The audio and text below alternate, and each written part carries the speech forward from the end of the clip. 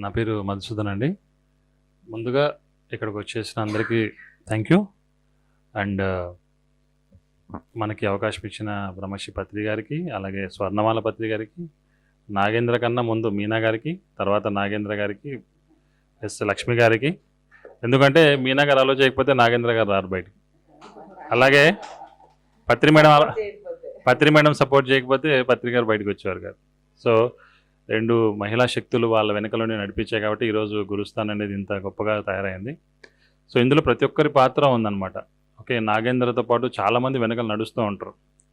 So Arunachalam మూవీలో ఎలాగైతే చిన్న రజనీకాంత్కి 30 crores ఇస్తే ఖర్చు పెడితే 3000 crores ఎలా అయితే వస్తాయని చెప్తారో, అలాగే నాగేంద్ర గారు ఆయన ఏం చేయాల్సిన అవసరం లేదంట. ఆయన అలా ముందుంటే చాలా, ఆయన ఆటోమేటిక్గా ధనలక్ష్మి కానీ, ధ్యానలక్ష్మి కానీ, ధైర్యలక్ష్మి కానీ అన్నీ ఉంటాయన్నమాట. సో మేమందరం కూడా, నేను నాగేంద్ర గారితో ఎస్ఆర్ నగర్ సెంటర్ ఇక్కడ మన ఆంధ్ర బ్యాంక్ వెనకాల ఉండేదన్నమాట. సో 15 years బ్యాక్ నేను, నాగేంద్ర గారు, మీనా గారు స్టార్ట్ చేసాం. అంటే సెంటర్లో అప్పుడే జాయిన్ అయ్యామన్నమాట. కానీ అప్పుడున్న నాగేంద్రకి ఇప్పుడున్న నాగేంద్రకి చాలా తేడా ఉంది. ఓకే, ఆయన అక్కడి నుంచి ఆ రోజు నుంచి కూడా ఒక గొప్ప మాస్టర్గా ఎదిగి తనను తాను డెవలప్ చేసుకుంటూ, తనను తాను మార్చుకుంటూ ఈరోజు ఎంత ఉన్నత స్థితికి ఎదిరాయంటే మేము ఎక్కడో ఆగిపోయామనిపిస్తున్నాం.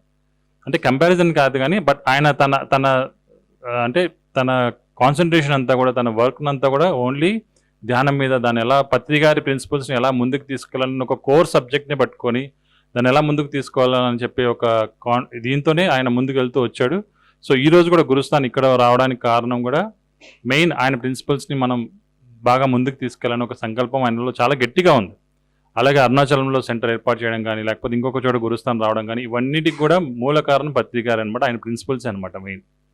సో ఆయన లేకపోతే మనకు ఏది లేదని చెప్పాలి. ఓకే, నేను అనంతపురం నుంచి వచ్చానమాట హైదరాబాద్కి. సో మీలాగే సెంటర్లో ఇలాగే వచ్చామని, ఏదో వెళ్తే సార్ బుక్స్ తీసుకొని చదువుకోండి అని చెప్పేవాడు.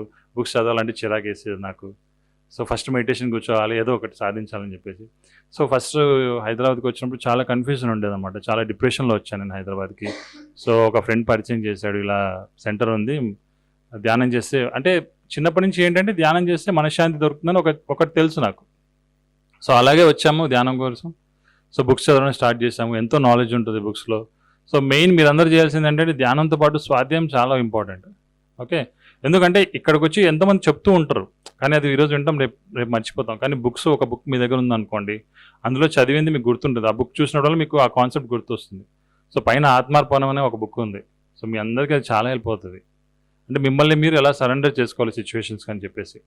తర్వాత రహస్యం అనే బుక్ ఉంటుంది, సీక్రెట్ అని చెప్పేసి. అంటే థాట్ ప్రాసెస్ని ఎలా ఎవాల్వ్ చేసుకోవాలి, power of your subconscious mind, అంటే తెలుగులో సుప్త చేతనాత్మక మనస్సు అని చెప్పి ఒక బుక్ ఉంది. సో ఈ బుక్స్ అన్నీ కూడా మీకు చాలా హెల్ప్ అవుతాయి అనమాట. ఓకే, నేను ఎందుకు చెప్తున్నా అంటే, నేను కూడా అంటే ఇలాగే హైదరాబాద్కి వచ్చి మన ఇంట్లో మన బెడ్ మీద కింద కనీసం చాప ఉన్నా చాలు, మన ఇంట్లో హ్యాపీగా పడుకుంటాం. అదే ఇక్కడికి వచ్చి హాస్టల్లో వాడిచ్చే ఫుడ్ సరిగా లేక, వాడిచ్చే బెడ్ సరిగా లేక, వాడిచ్చే ఫెసిలిటీస్ సరిగా లేక, సరిగా తినక, ఇబ్బందులు, హెల్త్ ఇష్యూస్ వచ్చి ఎందుకు చేస్తున్నాయి ఇవంతా కూడా, మనకు రెస్పాన్సిబిలిటీస్ ఉన్నాయి కాబట్టి. ఆ రెస్పాన్సిబిలిటీస్ మీకు తీరాలి అంటే, సో ఇనిషియల్గా ధ్యానంకి వచ్చినప్పుడు ఏంది వీళ్ళంతా ఏదో చెప్తున్నారు, ఏదో సాధించుకోవచ్చు అంటారు, మేనిఫెస్టేషన్స్ అంటారు, అట్రాక్షన్ అంటారు, ఏదో చెప్తున్నారు అనిపిస్తుంది. కానీ మీరు స్టార్ట్ చేస్తారనుకోండి ఇంప్లిమెంట్ చేయడము, మీరే ఆ అద్భుతాలను మీ లైఫ్లో మీరు చాలా చూడగలుగుతారు. ఎందుకంటే నేను హైదరాబాద్కి వచ్చిన సిచ్యువేషన్లో ఒకనొక టైంలో నా జేబులో రూపాయి కూడా లేదు చెప్పాలంటే. అటువంటి సిచ్యువేషన్లో నేను ఈరోజు ధ్యానం వల్ల ఇంత ఎదిగానంటే అది ఓన్లీ పత్రి గారి దయ, పత్రి గారు నేర్పించిన ధ్యాన మార్గం ద్వారానే ఇదంతా సాధ్యమైంది. సో మీలో ఎవరైతే అటువంటి, అంటే అందరూ ఇబ్బందుల్లో ఉండాలని కాదు కానీ, బట్ ఎవరైతే జీవితంలో ఎదగాలనుకుంటున్నారో మీరు రెండే పట్టుకోవాలి. ఒకటి ధ్యానం పట్టుకోవాలి, ఇంకోటి నాగేంద్రని పట్టుకోవాలి. ఎందుకంటే ఇప్పుడు అంటే నేను ఎప్పుడు ఏమనుకున్నాను అంటే, పత్రి గారు ఏం చెప్పేవారంటే, నేను 2095 వరకు ఉంటానని చెప్పేవారు అనమాట. అంటే ఆయన ఏ విధంగా చెప్పారని మనకు తెలియదు. సో నేనేమనుకున్నాను, ఓకే సార్ కన్నా నేనే ముందు వెళ్ళిపోతాను కదా, నేను అని ధైర్యంగా ఉండేవాడిని. కానీ సార్ బాడీ మాత్రం వేకేట్ చేశారు, కానీ ఆయన హాస్టల్ బర్డ్స్లో ఉండి ఎంతో వర్క్ చేస్తుంటారు, అది మనకు కనిపించదు. సో ఇప్పుడు పత్రి గారు లేరు. సో నాకు ఉన్నది ఎవరు, ఇంకా నాగేంద్రనే. సో నేను పత్రి గారితో పాటు జర్నీ చేసినప్పుడు, నాగేంద్రతో జర్నీ చేసి ఒకటే అనుకున్నాను, నేను రెండు మాత్రం వదిలిపెట్టాను. ఒకటి నాగేంద్రని వదిలిపెట్టాను, ఇంకోటి పత్రి గారి మార్గాన్ని వదిలిపెట్టాను.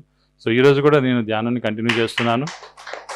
సో మీరందరూ ఎక్కడున్నా సరే, మేబీ ఇక్కడి నుంచి వేరే ఊరికి వెళ్ళినప్పుడు నాగేంద్ర నుంచి దూరంగా ఉండొచ్చు, కానీ ధ్యానానికి మాత్రం ఎప్పుడు దూరం అవ్వకండి.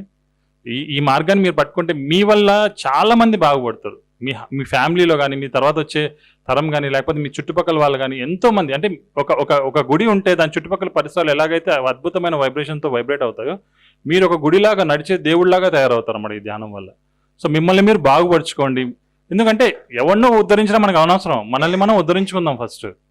మనల్ని మనం బాగుపరుచుకుందాం, మన హెల్త్ని మనం మంచిగా పెట్టుకుందాం, మన ఆలోచనలు మనం మంచిగా పెట్టుకుందాం. సో మనల్ని మనం ఉద్ధరించుకోకుండా ఎక్కడో మనం ఉద్ధరించడానికి ఎప్పుడు వెళ్ళకండి. ఫస్ట్ మనం బాగుండాలి. ఇది స్వార్థమే కావచ్చు, కానీ ఫస్ట్ మనం బాగుండాలి. మనం బాగుండకుండా ఇంకొకరికి ఏదో చేద్దాం అనుకుంటే అది వర్కౌట్ కాదు. ఇంకొకటి చేయాలనుకున్నా కూడా అది మీకు మనస్ఫూర్తిగా మీరు చేయలేరు. అంటే మీరు ఇంకొకటి ఏంటంటే మీరు ఇవ్వడం నేర్చుకోవాలి.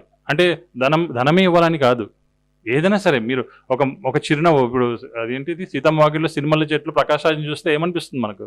అబ్బా ఇలా ఉండాలనిపిస్తుంది, కానీ మనం అలా ఉండగలుగుతాం. మనకు నచ్చినోడు రాగానే మనం కోపంగా తయారవుతాం. అది కామన్. అది ఎందుకంటే అది మనం ఒక ఫిజికల్ యూనివర్స్లో ఉంటున్నాం. మనం ఏమి స్పిరిచువల్ యూనివర్స్లో లేము. అందరినీ ఒకేలాగా చూడాలంటే అది అంత ఒక రోజుతో సాధ్యం కాదు. ఒక రోజులో మనం బుద్ధులు అవ్వలేం. ఓకే, అలాంటి సాధన అంటే నాగేంద్ర లాంటి సాధన చేస్తే మనం బుద్ధులు అవ్వచ్చేమో, కానీ చాలా టైం పడుతుంది మనకు. కొంతమందికి ఒక రోజులోనే అవుతారు, కొంతమందికి చాలా టైం పడుతుంది. కాబట్టి మీరు మీ సాధనలో కరెక్ట్గా ఉండండి, బుక్స్ బాగా చదవండి. ఓకే, ఇలాంటి క్లాసెస్ విన్నా రాకపోయినా కూడా మనకు మీడియాలో చాలా ఉందన్నమాట. పిఎంసీ ఛానల్లో కానీ, లేకపోతే మన గురుస్థాన్ ఛానల్లో కానీ, పత్రికారి వీడియోస్ కానీ చాలా ఉన్నాయి. సో డైలీ కొంచెం టైము, అంటే మీ 24 అవర్స్లో ఒక 1 అవర్ 2 అవర్స్ మీరు దీంట్లో స్పెండ్ చేస్తే మీ మిగతా 22 అవర్స్ మీరు అద్భుతంగా రాణించగలుగుతారు దాంట్లో, మీరు చేసే పనుల్లో. సో దయచేసి మీరు ఆత్మార్పణం అనే బుక్ మాత్రం బాగా ఉంది, పైన ఉంది, మీరు కొనుక్కోండి. లేకపోతే లైబ్రరీలో అవైలబుల్ ఉంటే మాత్రం చదవండి. ఒక 1-2 డేస్లో కంప్లీట్ చేస్తాను, ఎందుకంటే ఆ బుక్ అంత బాగుంటుంది అనమాట. అది కూడా నాకు నా లైబ్రరీలో ఆల్మోస్ట్ 2-3 ఇయర్స్ నుంచి ఉంది నా దగ్గర బుక్. నేను ఇలా కన్ఫ్యూజన్లో ఎలా చేయాలి, ఏం చేయాలి, నేను ఎటు పోవాలనే డెసిషన్ మేకింగ్లో కానీ, లేకపోతే చాలా కన్ఫ్యూజన్లో ఉన్నప్పుడు నాగేంద్ర గారు ఒకసారి మా ఇంటికి వచ్చారు.